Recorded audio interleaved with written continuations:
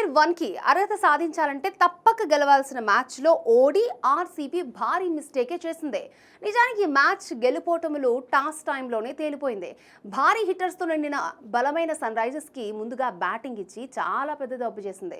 Regular captain Rajat Patidar స్థానంలో wicket keeper Jitesh శర్మకు captaincy బాధ్యతలు అప్పగించారు. కానీ జితేష్ టాస్ గెలిచి బౌలింగ్ ఎంచుకోవడం అందరినీ షాక్కి గురి చేసింది. హైదరాబాద్ లాంటి బలమైన బ్యాటింగ్ లైనప్ ఉన్న జట్టును ముందుగా బ్యాటింగ్కి ఆహ్వానించడం ఆర్సీబీ చేసిన అతిపెద్ద తప్పుగా చూస్తున్నారు క్రికెట్ విశ్లేషకులు. ఈ ఒక్క నిర్ణయం ఆర్సీబీ కొంప ముంచింది అంటూ రాయల్ ఛాలెంజర్స్ బెంగళూరు ఫ్యాన్స్ అసంతృప్తిని వ్యక్తం చేస్తున్నారు. మ్యాచ్ స్కోర్ కార్డును పరిశీలిస్తే మొదట బ్యాటింగ్ చేసిన సన్ రైజర్స్ హైదరాబాద్ 20 ఓవర్లలో 6 వికెట్ల నష్టానికి 231 పరుగులు చేసింది. ఇషాన్ కిషన్ 48 బంతులు ఎదుర్కొని 94 పరుగులు చేశాడు.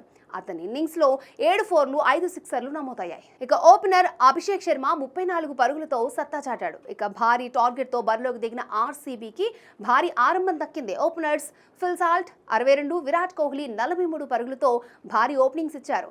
7 ఓవర్లలో తొలి వికెట్కు 80 పరుగులు జోడించారు. వీళ్ళు మినహా మరే బ్యాటర్ కూడా ఆకట్టుకోలేకపోయాడు. అసలు మిడిల్ ఆర్డర్ బ్యాటర్స్ బ్యాటింగ్ చేసినట్టు ఏమాత్రం అనిపించలేదు. ఫలితంగా 19.5 ఓవర్లలో 189 పరుగులకు ఆల్అవుట్ అయింది. ఈ ఓటమితో పాయింట్ల పట్టికలో టాప్ 2లో నిలవాల్సిన ఆర్సీబీ ఆశలు దెబ్బతిన్నాయి. పాయింట్ల పట్టికలో 2వ స్థానం నుంచి 3వ స్థానానికి పడిపోయింది.